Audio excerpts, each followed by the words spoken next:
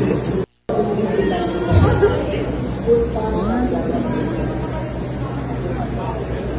pa din yun.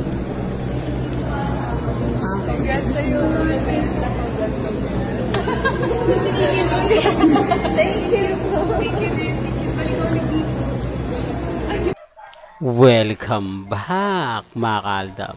Ito na naman po ang inyong lingkod, si Mr. Destiny, at magbibigay po tayo ng pinakamainit na update po ngayon sa social media mga kaaldab. Ito yung pinapaliwanag ko. Pansin niyo po ba yung boses ni Maine Polkerson?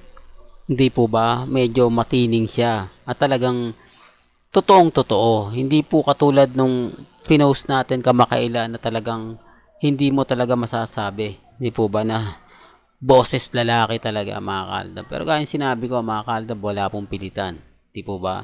Dito po sa channel ni Mr. Destiny, kung ano lang po ang latest, kung ano lang po yung trending, yun lang naman po yung binabalita natin. Sa dami po ng mga nakukuha nating update, sa dami po ng mga bali-balita po na nasasagap po natin, hindi maganda, hindi kaaya-aya. Normal lang po yan mga kaaldab. Ako nga po, kahit ang dami na nating ebidensya at resibo, binabash pa rin po tayo. Lalo na po yung mga mamis, mga titas, di po ba? Kawawa naman po yun. Yung mga senyor na kumbaga nagre-react, nagko-komento na ganito ganyan, di po. Kaya nga sabi ko sa inyo, wag nyo na pong patulan. Tapos sasabihin po nila mga kaaldab, tayo daw po yung bitter. Samantalang sila nga po talaga yung totally affected, sa mga pinapakita ko. Lalo na nga po ngayon na talagang lumabas na yung katotohanan.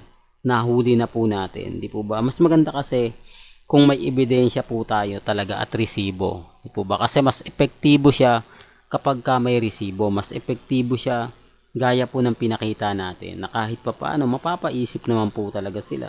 Saan ka naman kasi makakita, biruin mo, si Mengay sablay na sablay yung buhok, di po ba? Yung tipong kinulang sa suklay, pagkatapos yung kamay, di po ba? Nag-iba na naman yung, kaya nga sabi ko sa inyo mga kaaldab, hindi tayo titigil para basagin po sila. Hindi tayo titigil para kumbaga masabi na fake clone ang fake men Mendoza ang ipinapakita nila paminsan-minsan sa Itbulaga. Kaya po yung iba, tuwan-tuwa yung army. Hindi naman umalis si Mengay, andyan yan po ba? Pero kita nyo naman po mga kaaldab kung sino nga po ba talaga ang totoong Maine Polkerson. Sa ngayon mga kaaldab, ito yung lagi kong sinasabi.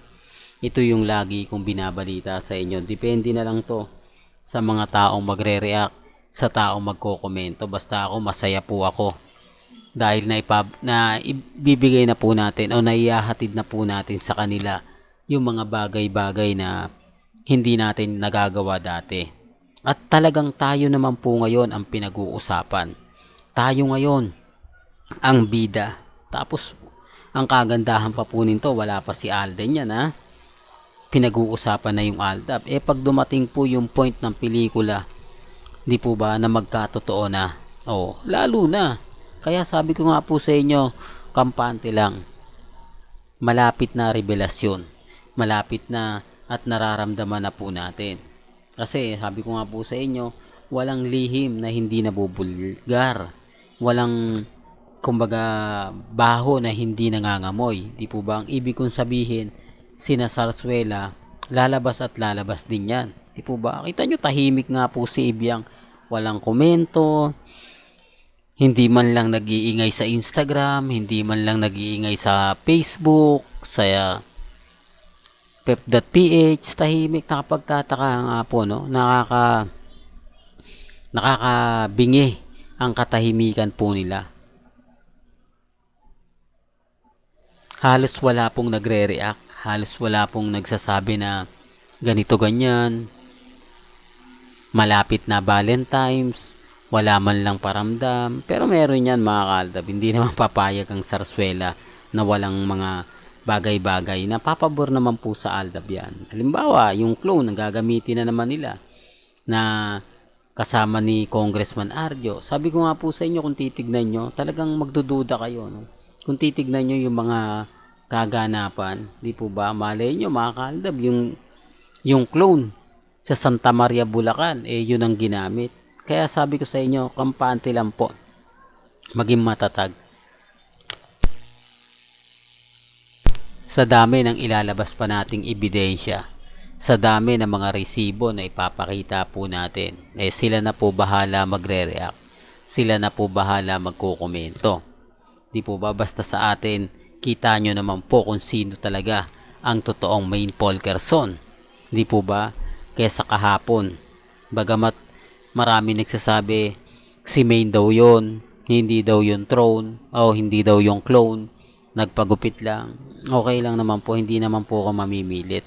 At sabi ko nga po sa inyo, dito po sa channel ni Mr. Destiny, wala naman pong pilitan. Di po ba? Okay lang po yan, normal lang naman po yun.